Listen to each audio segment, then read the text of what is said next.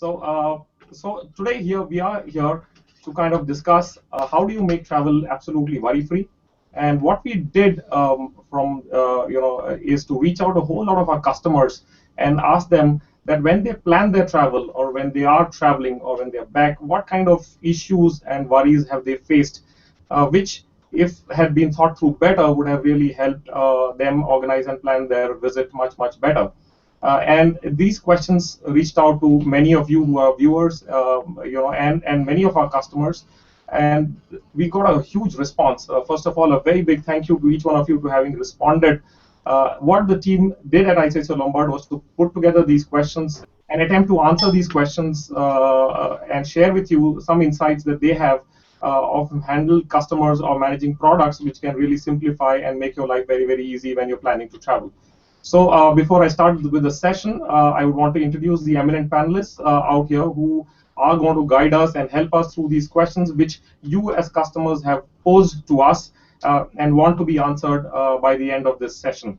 With me here today is Neeraj Dev.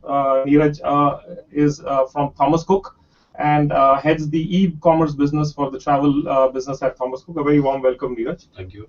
We have Amit Bhandari. Amit is the head of health underwriting and claims at ICICI Lombard, my colleague, and he's going to attempt questions on the travel insurance components of questions that would come across. And we have Vibhav Hathi. Vibhav Hathi is the head of the Forex cards business at ICICI Bank, and he's going to attempt to answer questions around the Forex aspects and currency aspects, that queries that have come to us. And by the end of the session, we hopefully will attempt and endeavor to ensure that you have, as consumers, absolutely worry-free travel experience whenever you plan a travel next. Let me straight head to the panelists and ask a question. First one being a little generic, gentlemen, is the fact that Indians are increasingly becoming very travel friendly and globetrotters. More countries that are getting traveled by the people over here. So do you think there is really something called a worry-free travel experience? What would you, is there something like that? Is it utopian or can it be achieved? I think, yes, I think worry-free travel definitely can be achieved. And all it requires is a very advanced planning. Just to give you a comparisons, Europeans normally plan their vacations at least 365 days in advance. And for them, holiday planning is as good as planning of their, the entire schedule for the next year.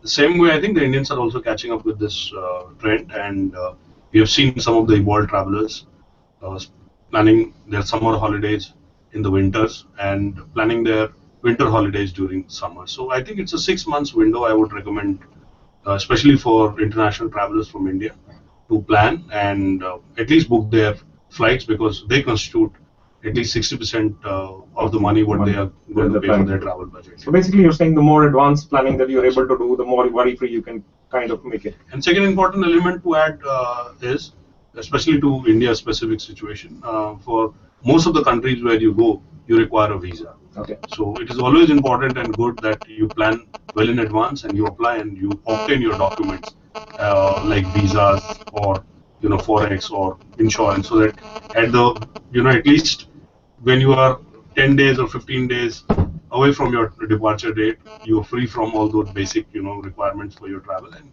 you focus on more on research, experiencing the actual destination feel.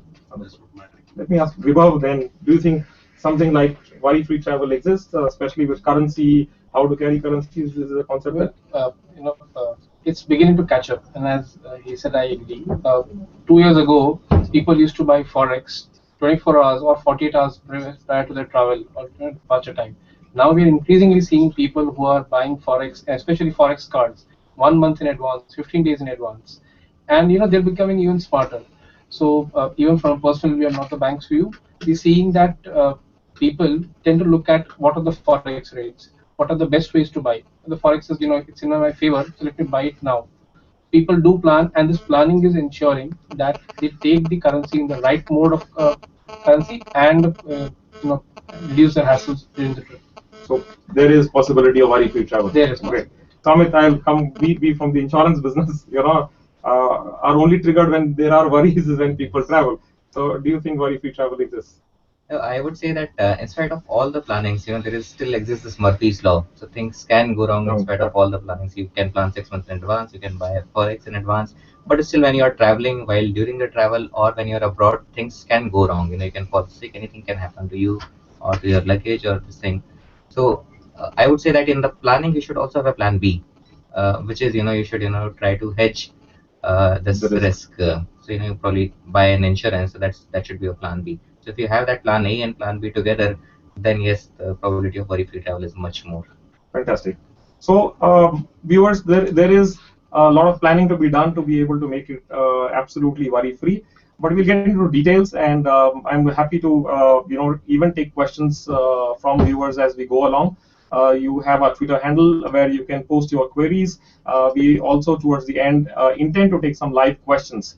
I have with me a lot of questions that viewers and customers like you have asked in the last few days since the time we reached out to you. And let me straight away start by asking some of these specific questions that our viewers have had. And I'll start on the travel side with you, Neeraj. You touched upon the fact that you have to travel, plan your travel early, right? How early is early? Because many of our queries are around the fact that there are airfares which are cheaper at certain times, and hotel fares behave a little differently. So what is travel plan early? So is it 6 months? Is it 3 months? And sometimes closer to the event, you have options which give you the best price. So how would you answer a query which is about how early do you want the customer to plan his trip? So I think basic rules. If you're traveling on a domestic holidays within India, if you're traveling, I would recommend you plan at least 3 months in advance. Okay. I think that's a golden rule, irrespective of the fact that you may witness some of the sales, flash sale by different airlines and all. But on an average, I would recommend people to plan and book 3 months in advance. And on international front, I think the rule would be if there are two kind of customers. One is the people who would like to travel with a group. So for the people who would like to travel with a group, I think 3 or a 4 month of kind of advance planning can work. And sometimes you may also get a good deals because airlines as well as the travel companies would like to sell their distress inventories as soon as as early as possible. While for international travel, when you are planning on your own as an individual customized holiday tour, then definitely I would recommend it 6 months in advance. Okay. Yeah. So fundamentally, international trip plan 6 months in advance, domestic plan 3 months in advance. You may get better offers as you go along, but with these offers, I think on an average, so 90% of the times, if you plan like this, you would be on a better side. Okay. What are some of the elements of planning? So, for example, smaller things like we as Indians are very fussy about the kind of food that we would prefer. So, some of the questions pertain to the fact that I would prefer a vegetarian meal or a non-vegetarian meal or even sometimes a Jain meal, right? So, what do customers? Is there anything specific that they have to do into the traveling destination or the airline when it comes to food preferences? I think it's now it's become very fairly simple. Most of the airlines which are flying in and out of India, they would offer you a vegetarian or a Jain meal, but don't expect a Jain or a vegetarian meal when you are in intercontinental sectors. Like for example, say you're flying between Singapore to Hong Kong, or say you're flying between London to Paris. Do not expect a vegetarian and Jain meal. I think, but largely this problem is being solved by most of the airlines because they understand food is an important, very important element for Indians when they are traveling abroad. And I would also recommend for viewers or the people who have written on this page, in terms of whenever they are planning, traveling abroad, it's a very simple website they can refer to. It's like IndianDinner.com. Okay. A very, very simple generic website. This gives you a list of Indian restaurants in more than probably 100 countries and more than 6,000 international cities all across. Wonderful. So that gives you a very handy information. You also get to see the menu. You also get to see the distances where you are staying. So it's fairly simple and very easy to remember. Great. So that answers one of the important questions. We did receive over 40 questions on meal preferences alone in the entire list of questions that had come. anything that you would say that, let's say, if I missed out, or the travel agent has missed out, or even on the web booking I've missed out, can I still, closer to the flight, check somewhere whether my meal preference is correct or not? Yeah, I think it's on every airline website you can put your PNR number and you can Check your meal preference. retrieve the details of your bookings entire end to end. Okay. And your meal options are also there, and largely airlines accept any changes in terms of, especially from the meals point of view, 72 hours prior to the departure. So this should be, what you're saying is a viewer's checklist, that from the beginning, plan it well, ensure that vegetarian meal, if vegetarian or whatever meal preference is there, and double check it by 72 hours, going to the web portal and kind of ensuring that that meal is there. Wonderful. Let me move to the currency part. Whenever I plan my travel, I'm typically not very clear whether I should take it in forex card, or should I carry a cash currency, or but these are some of the questions again viewers have asked. What is how much amount of currency can I carry, and what is the best way to carry currency as well? Vibhav, if you may shed some light. So in a given year, an RBI and FEMA regulations say that depending on the purpose for which you're going. So if you're going for a leisure trip on a vacation, like you mentioned, Yeah. you can take up to $10,000 in a year. So if you're doing 2 trips, you can take $5,000. If you're going for business, you can take $25,000 per trip. Okay. So there are different limits based on the purpose for which you're going, and these wherever you buy the forex from, and typically we recommend either banks or authorized dealers is what you should buy it from. Okay.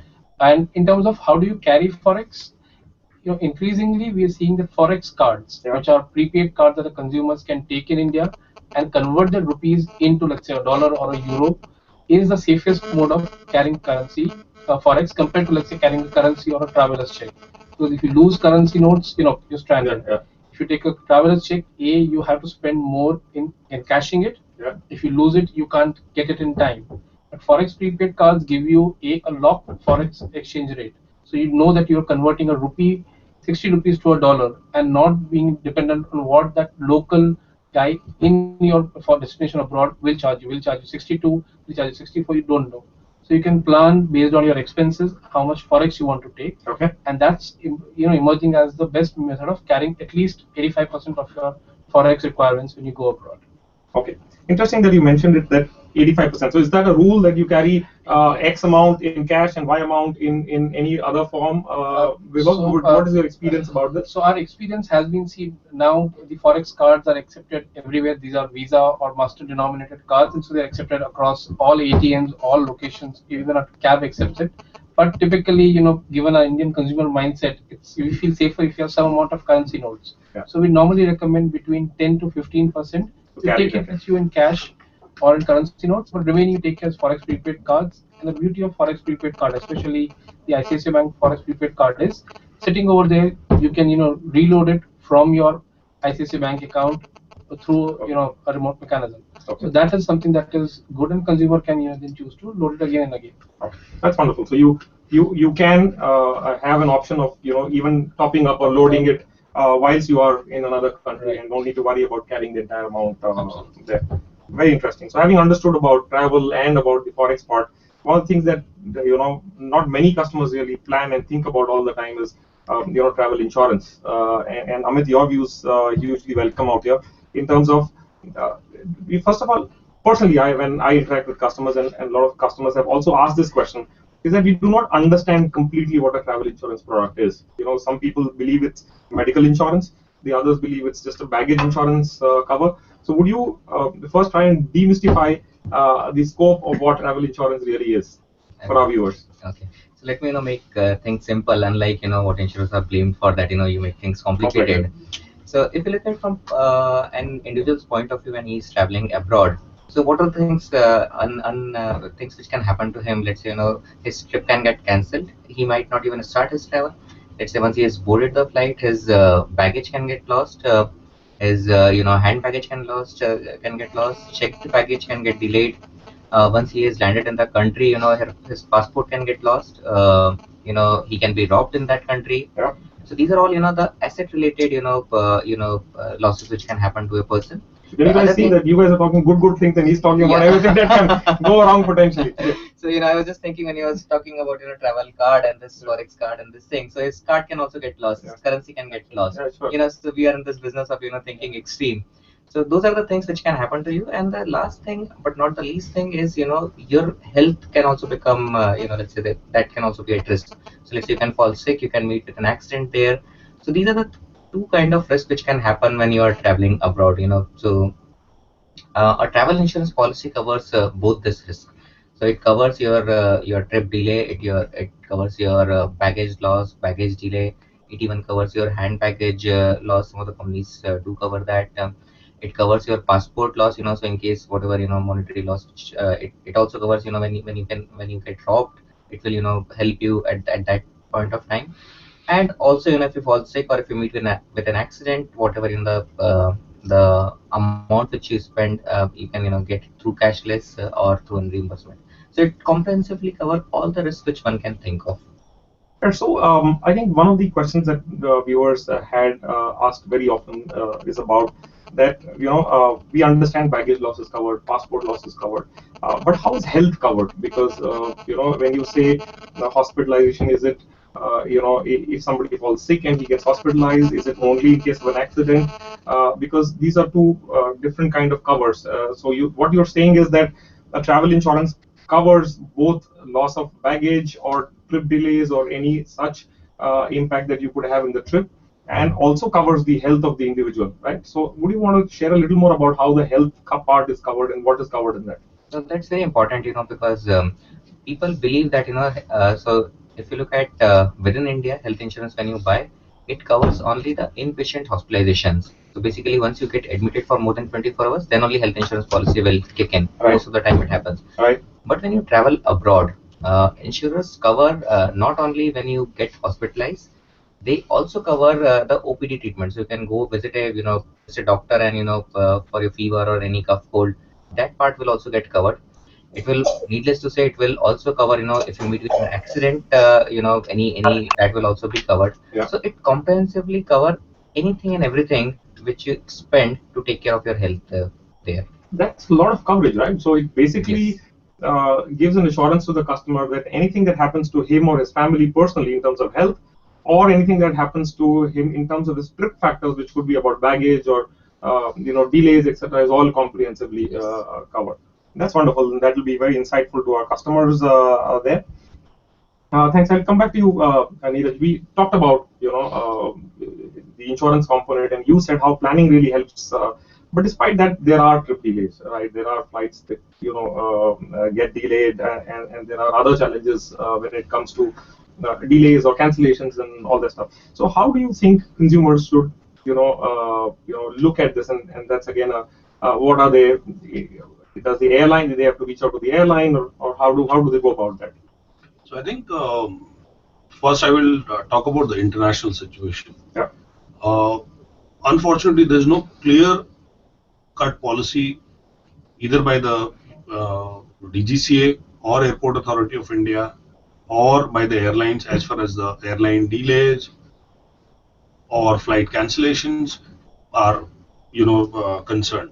But however, the golden rule is if you're carrying a confirmed ticket, then airline owes you that trip, and it's the responsibility of the airline to make sure that you fly and you reach your destination. Okay.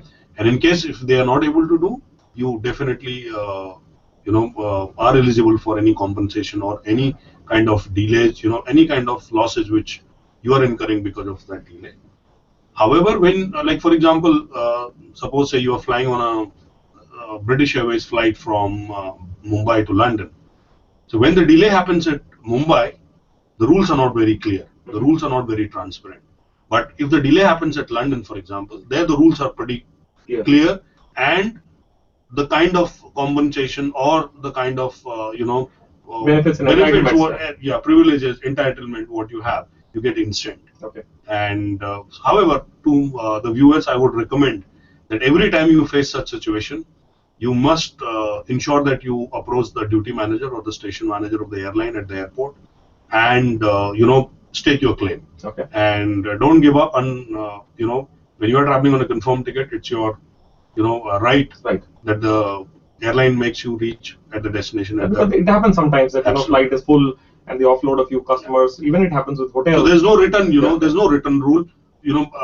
I would say generally, if in Europe, for example, if you are offloaded from because the flight is overbooked, it's airline responsibility. Airline would give you a hotel accommodation, and would they will also give you meal vouchers, Okay. and they will book for next next day's flight Okay. to your city. So I think it's the airline's responsibility, I would say. However, from a viewer's point of view, it is very important that they take a very firm claim on that. Sure. Because knowing that many times that most of us, we are not very to claim our rights, or Right. make sure that we make enough noise, especially at the airports. I've seen this happening. So what you're saying is that there are entitlements. Absolutely. There are certain privileges that you're entitled to in case an airline does it to you or a hotel does it to you. Only thing is you have to ensure that you stake your claim for the same, Absolutely. and there will be somebody at the airline who will help you out with the same. Absolutely. Fantastic. So this is from the airline side. I'll come back to you, Amit. You talked about the extensive coverages that a travel policy has. But many of our customers would also want to know, and many of them have written to us that, let's say I'm in a foreign country and something happened to me. I realized if I had a health issue, or if a passport got lost, how would they have to go about the claims process? And would you want to shed some light about how does a customer claim when it comes to a travel insurance policy? Yeah. So whenever an insurer issues a travel insurance policy, they give a number, which is of assistant service provider. Right. So first thing which customers should do is save that number in their mobile, and anything which happens to them, the first thing I would recommend is to call up that assistant service provider. Mm-hmm. And most of the insurers have this toll-free number within US and Canada region. They have even a callback facility, in case you are in the European country, or they have an Indian number also. So first thing which I would recommend is just call up the assistance service provider and register your claim. So it's not just about registering the claim; they are also equipped, or most of the insurance companies equip them with all the information which you will need. So let's say you fall sick, you might want to know which are the hospitals which will offer cashless claim in that vicinity. Yeah. So they are equipped to handle that. In case you lose your passport and you want to claim for that, or let's say you get dropped and you want to do something, they will also help you with the entire claim process. What kind of document which you should carry back, and what are the steps which you're supposed to take at that time. So they are not supposed to just register the claim; they are supposed to help you out in that situation. So I think, and today insurance, you can even write a mail also from your smartphone to that service provider, giving your the phone number, and they will immediately call you back. Okay. So I think. What would you recommend a whole lot of our viewers who are seeing this program, and many who will see it again on YouTube?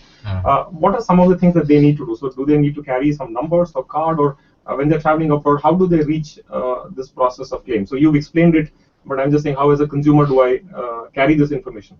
I think every insurance company issues a card with a travel insurance policy, and that card carries the toll-free numbers. Okay. So I think if you're not getting anything, at least carry that. And insurance companies do issue the claim process, everything. But as we Indians are, will not carry all the documents with us, or even if the document is there, it might be there in the bag, and bag might get lost. So I think I would recommend that just keep that number safely with you, and keep that policy number with you, just to identify. So basically, you're saying carry the policy number and carry the phone number or the assistant service number that we can carry. That's wonderful. And this is good enough for the customer to reach out and lodge his claim, and then I think the system will take over to kind of tell you. But I would recommend one thing, that do remember to register the claim. Don't just Sure.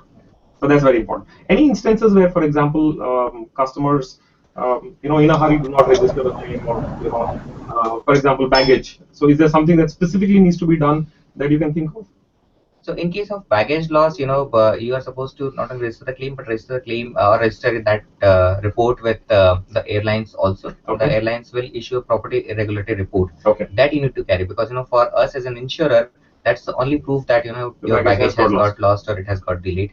Let's say one of the quite often problem which we face as an industry in the US, when you go and let's say you take a treatment, and most of the hospitals do not ask for any of the insurance policy or anything, because they are bound to give treatment in case of an accident or any emergency. Then customers do not register the claim. They feel that they have got the cashless treatment. They need not have to pay for that. But 3 months later, you will find calling from chasers. Okay. So that's what I am saying. I'm repeating at the cost of repetition. I would say that do remember to register your claim and at least take the claim number from assistance provider. Wonderful. So just want to reiterate and clarify to all our viewers that it's very important that you carry the documents, which is the toll-free number or the email ID where you can register a claim, and you also carry the policy number so that you can register the claim. And from what Amit is saying, it's most important that whether it was settled cashless or in whichever way, please ensure that you do lodge in a claim with the requisite documents which establish that this incident happened. So if it is a baggage loss, do establish that the baggage loss happened. It could be a receipt from the airline that you lost your baggage, and that will help the insurance company to settle the entire claim very, very quickly. That's very, very insightful, Amit. I'll come to you, Vibhav. We do keep hearing about credit, debit, fraud, since we are on that subject, and other kinds of issues when it comes to the forex as well. So anything that you would say that people should be careful of, or how do they? So I think what has happened in the industry, whether it be credit cards, debit card, or forex prepaid cards, international transactions have become far safer because it's a chip-based card now. So Okay. Earlier you used to have a mag strap in the back of your card, which had a larger probability of being cloned. Now the chip on the card is something which is more secure, Right. and consumers can use it far more effectively. When it comes to forex cards, what happens is you have a card. So Axis Bank gives you two cards. One is a standard primary card that you can start using it. In case, like you said, the card gets lost or stolen, you have a secondary card. You just call up a toll-free number and activate the secondary card, and you can still continue. So it's important to keep these two cards separately. The PIN numbers, because it's a chip and a PIN, the PIN numbers have to be kept securely. You should not be, having it written so that somebody could read it. And so if you keep that PIN securely, rest of the things are taken care of by the technology itself. Wonderful. So what you're saying is technology is making life safer and easier. And anyways, even in case of it getting stolen or lost, there is an alternate card that you can use. Right. And here again, I think the important aspect is carry the toll-free number. It just helps you in case of an exigency like this. Very, very interesting. One thing, Vibhav, that I have always been confused about, and I think a lot of our customers have also written to us, is really the difference between what is the exchange rate. So there's a listed exchange rate, and there are certain actual. Can you demystify that aspect of what rate to look at when you're looking at currency? Well, the best rate to look at is to contact your bank and find out the rate, because that will be the most assured and the safest rate that you can get. There will be sites which will tell you a rate. Now that may change. By the time you see that on the site and you go and do a transaction in a bank or at a money changer, the rates would have changed. So it's better to see the actual rate listed or conveyed to you by your bank branch manager or your bank official. That's the best rate to take. Okay. So maybe I'll do that next time when I'm traveling, rather than get into a lot of confusion. Neeraj, we've been talking about a lot of things that you need to worry about and be concerned about. I think let's get to some good questions, right? A lot of our viewers wanted to know what are some of the emerging holiday destinations and places that people from India are trying to visit. And who better to answer than you from Thomas Cook as to what is the trends that you're seeing in what kind of places people like to travel these days? So I think first we start with India.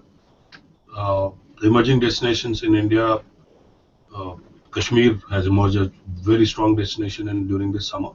Ladakh has been a clear-cut winner. Global place, yeah. Yeah, and then you have places like Manali has been super hit this particular year, and of course you have Northeast that also has been a emerging destination. So I would say compared to the traditional the tourist destination, what we had seen, I think these are the 3-4 destinations which have emerged.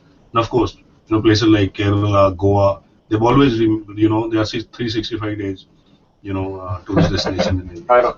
That's a place that I love to be in most of the time. Right. And internationally, I think Indians by far, I would say 60 to 70% of Indians still would go for the the short haul destination. When I say short haul, would mean anything which is 4 to 5 hours flying time between India and them. So they would be like, you have Thailand, Dubai, which are as good as traveling to a domestic destination because the cost of the airfare is similar. And then you have upcoming destinations like Malaysia, and then you have Mauritius, Maldives. Yeah. So these destinations have also done well. And in Europe, especially the destinations like Turkey, Greece, they have done very Sure. well. And of course, the FIFA World Cup, the Brazil have also yeah. created that enough interest in people's minds. So I would say a trip to Latin America, South America, there's a lot of interest what we have seen in the people.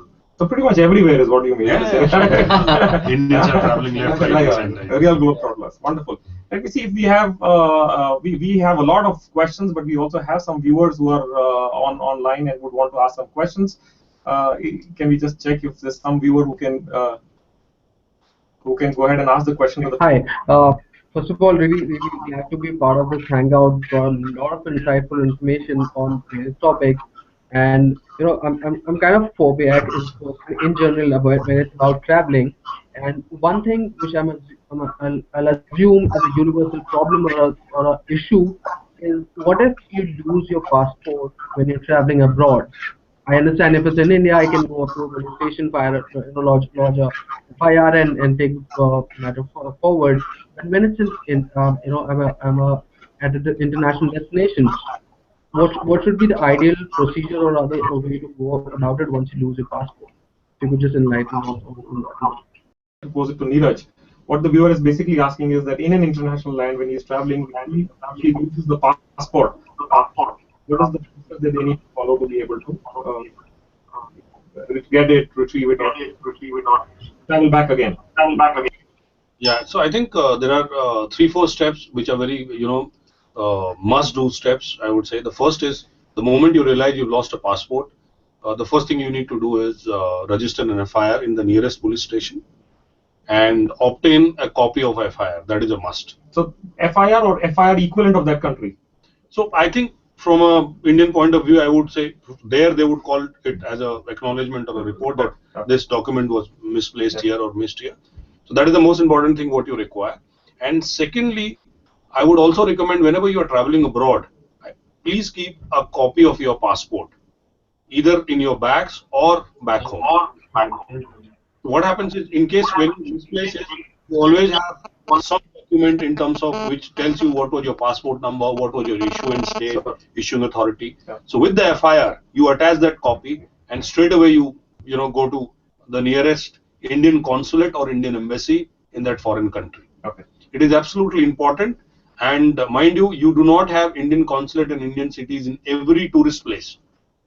So, for example, you are in France, and if you lose your passport, say in Monaco or Nice, so the nearest the Indian embassy or Indian consulate you would find would be in Paris. Okay. So you would actually need to travel to Paris, go to the Indian embassy office or Indian consulate office, and tell them that this is the situation which has happened.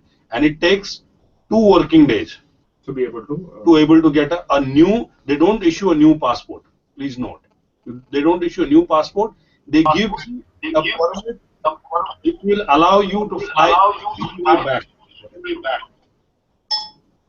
Okay, that's and after coming here, then you need to do the same formality to obtain a new passport. Of course. So if I have to pick up what you are saying, you have multiple copies. It could be in terms of a photocopy. It could be even in terms of a picture on your mobile phone, and that is very, very easy these days that we can Keep carry. A copy on the WhatsApp. WhatsApp, you can save that image and even mail it to somebody that you know.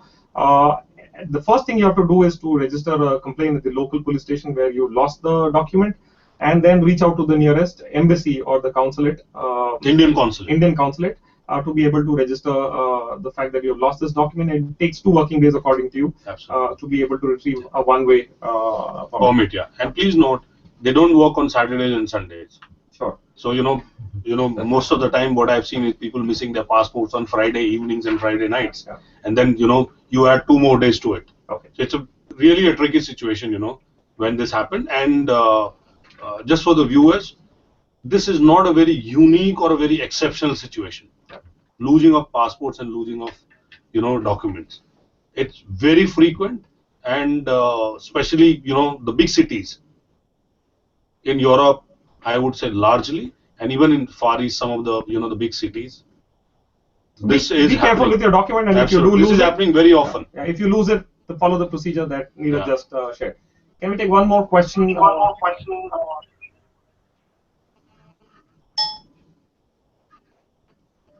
Yes, there is a viewer there. Yeah.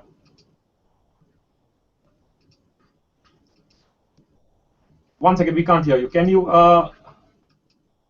repeat your question? Am I audible now? Yeah, you're audible now. Okay. First of all, great session, very informative. I wanted to ask a question about Forex cards.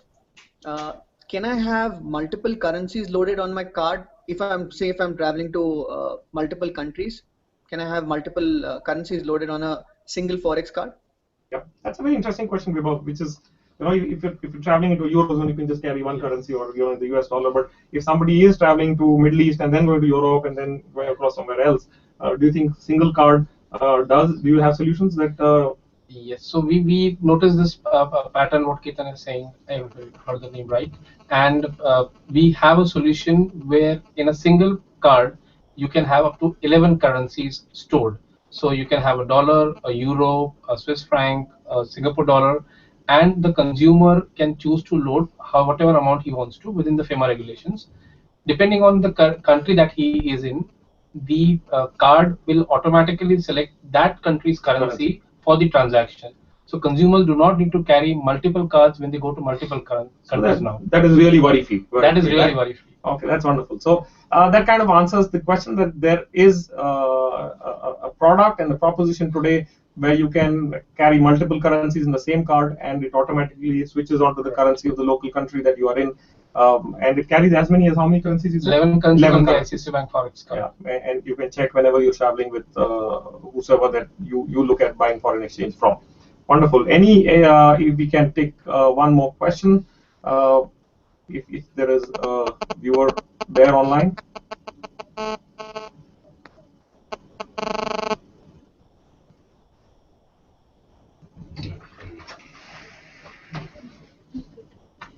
Okay, in the meantime, while we get the questions from the viewers on a live video, we can go to some of the Twitter questions that also many of you tweeted back to us, and many thank you for that.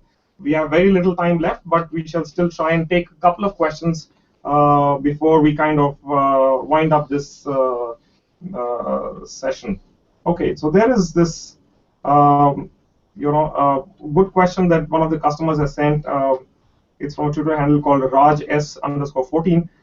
What is the best time to purchase travel insurance? I think, Amit, it's a question to you. So, do you have to plan it as early as this, or you can even look at it as late as the day that you're typically flying off? I think good part about travel insurance is you don't have to plan. You can, buy, 15 days in advance, 10 days in advance, or you can even buy when you are at the airport also. Okay. The only thing is which you have to keep in mind, you have to buy it before you board the flight. Okay. So today insurers have, provide options of, you can buy it on your smartphone. You can just call up the call center and buy a travel insurance. You can use your tab to buy travel insurance. There are various, means options which are available and you can buy. But you should buy them before you board the flight. Okay. So I think, so you're saying, you may want to plan and buy for sure. Yes, I guess that's what Amit is wanting to say. Just to add on this, there are, like, for example, European countries. Right. There, it is mandatory insurance to have a travel insurance mandatory while you apply for a visa. Itself. Yes. So in those cases, you may have to buy You may 3 months have in to buy advance advance. whenever you are planning the trip. submitting the visa. That's another interesting insight. So I think you're basically saying is if the country that you are traveling to requires an insurance even at the time of visa, you'll have to apply it along with the visa, and therefore you'll have to plan it earlier. And I think what Amit is saying is that do buy insurance, and you need to buy it before you board the flight. And there are many options that you can plan it in advance, or you can even buy it online or through your smartphone just before you take up a flight. That's interesting. Another question which came to us on the Twitter handle is about, again, it's about insurances. That if I have an existing medical condition, can I still purchase insurance? So this is a customer asking that if there is an existing medical condition, are they covered for that, or how does it work?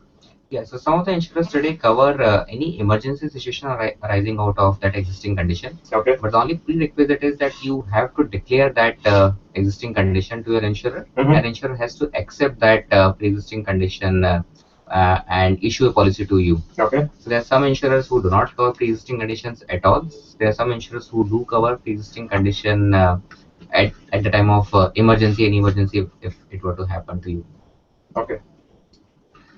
Okay, I'll just one Twitter question which came on the travel industry. Neeraj, if you can help us, is benefits of tying up with RCI accredited holiday club memberships. So one of the viewers is, do you think you would want to comment on that?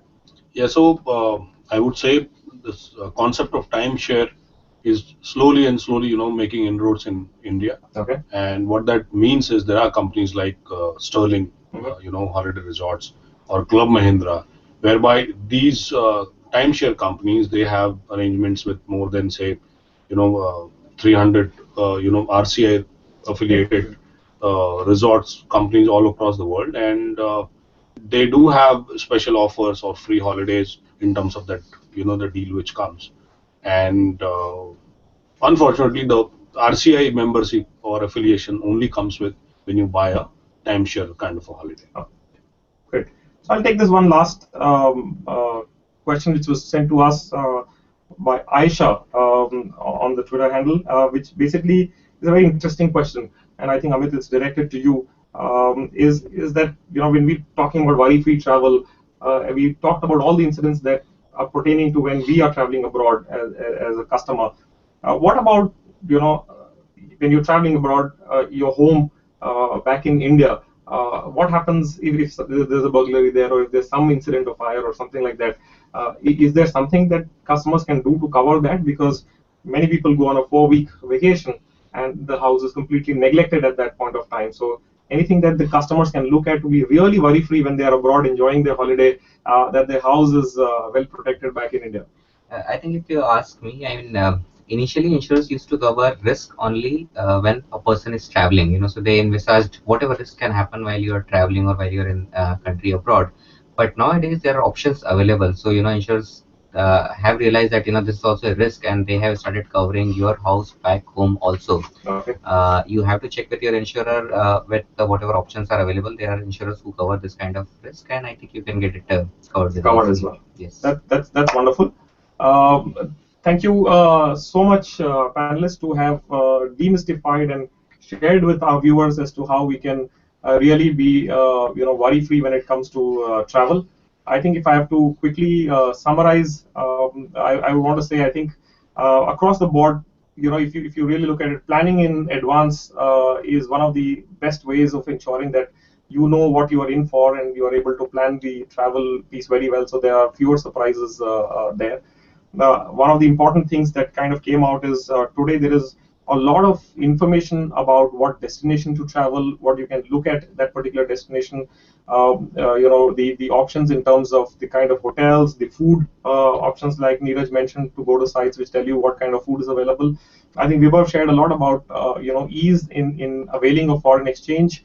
The fact that you can carry multiple currencies in a card. What happens if you do lose a card? How can you still manage with an alternate card which is issued by default?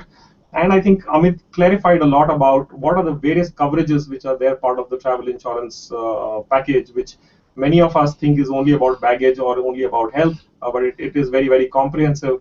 And to the extent that the last question was, it even covers the house. Some insurers cover the apartment that you stay in India, even while you're abroad, if something were to happen out here.